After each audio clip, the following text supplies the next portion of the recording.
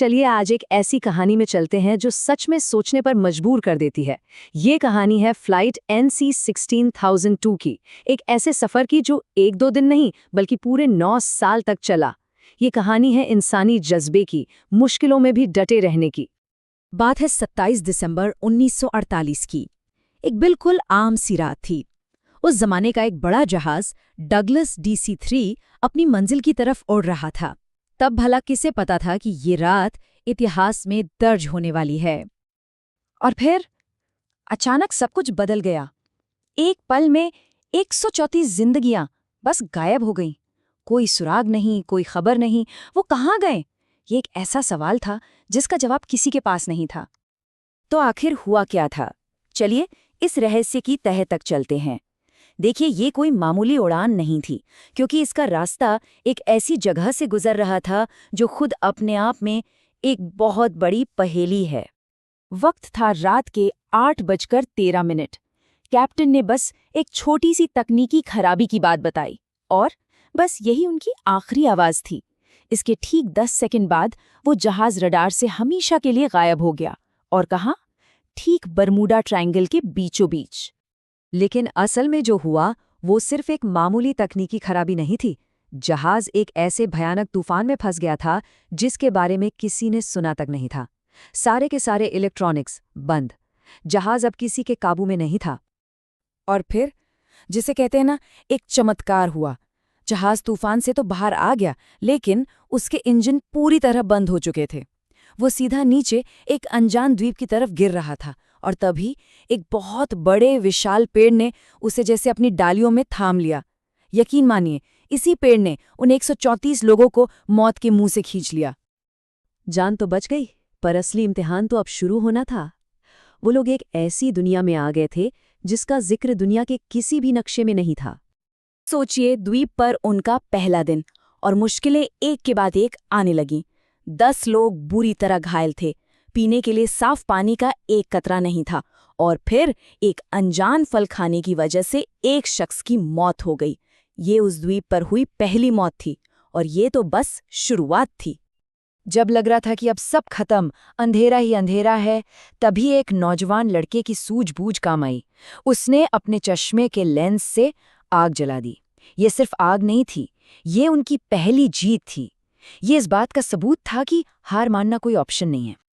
उस आग ने सिर्फ रात का अंधेरा नहीं मिटाया, बल्कि उनके दिलों से निराशा का अंधेरा भी दूर किया। लोगों को एक दूसरे का सहारा मिला। अब ये तय हो गया था कि अगर जीना है तो साथ मिलकर जीना होगा। और बस यहीं से एक नए समाज की शुरुआत हुई। ये कहानी ना एक ही वक्त पर चल रही 2 अलग-अलग दुनियाओं की है।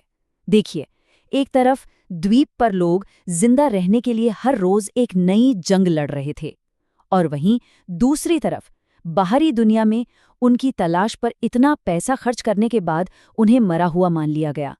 खोज बंद कर दी गई। पूरे 2 साल बीत गए। उन्होंने अपनी पूरी हिम्मत जुटाकर एक नाव बनाई। ये नाव उनकी आज़ादी की इकलौती उम्मीद थी, पर किस्मत को कुछ और ही मंजूर था।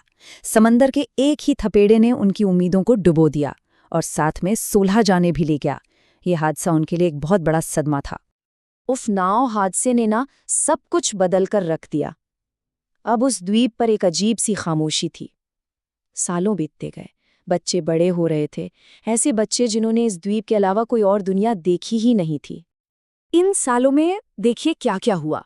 1.5 साल बाद द्वीप पर एक बच्चे का जन्म हुआ, एक नई उम्मीद आई। तो दूसरे ही साल नाव हादसे ने 16 लोगों को छीन लिया। 5 साल बीतते बीतते एक नई पीढ़ी तैयार हो गई थी जो सिर्फ द्वीप की जिंदगी जानती थी। 6ठे साल उन्हें पुराने खंडर और एक कंकाल मिला। तब पता चला कि वो इस द्वीप पर फंसने वाले पहले लोग नहीं थे। और 8वें साल एक भयानक तूफान ने उनका बसा बसाया कैंप तबाह कर दिया। याद है ना, ये कहानी 134 लोगों से शुरू हुई थी। 134 जिंदगियां, 134 सपने जो एक ही झटके में एक अनजान द्वीप पर कैद होकर रह गए। लेकिन देखिए, सिर्फ 2 सालों के अंदर द्वीप की बेरहम हकीकत ने 36 जानें ले ली थी। भूख, बीमारियां और टूटी हुई उम्मीदें, इन सब के बाद अब वो सिर्फ 98 लोग बचे थे। और जैसे जैसे वक्त बीतता गया, उनका समाज वो भी 2 हिस्सों में बट गया। एक तरफ थे कैप्टन, जो कहते थे कि हमें हर हाल में यहाँ से निकलने की कोशिश करते रहनी चाहिए। तो दूसरी तरफ कुछ लोग थे जिनका मानना था कि अब यही द्वीप हमारा घर है, यहाँ से निकलने की कोशिश करना मतलब मौत को दावत देना है। ये उम्मीद और हकीकत के बीच की एक लड़ाई बन गई थी। और ठीक उसी वक्त जब लग रहा था कि अब कोई उम्मीद नहीं है, सब कुछ खत्म हो चुका है, तभी कुदरत ने एक ऐसा पासा फेंका जिसने पूरी बाजी ही पलट दी। आगे जो हुआ वो सच में किसी फिल्मी कहानी से कम नहीं है। जरा सोचिए, एक जोरदार भूकंप आया जिसने जहाज के मलबे को अपनी जगह से हिला दिया।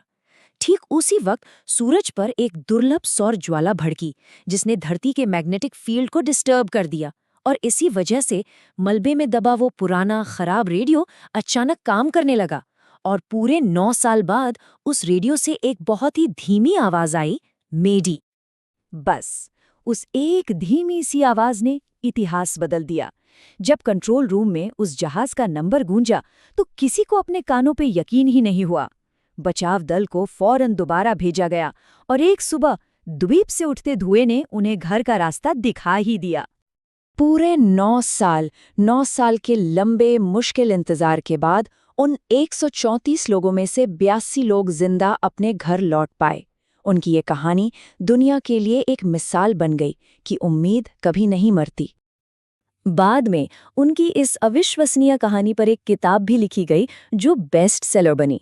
ये कहानी हमें हमेशा याद दिलाती है कि हालात कितने भी खराब क्यों ना हो, उम्मीद की एक छोटी सी किरण भी बहुत होती है। और ये एक सवाल भी छोड़ जाती है कि आखिर इंसान की सहन शक्ति की कोई सीमा है भी या नहीं।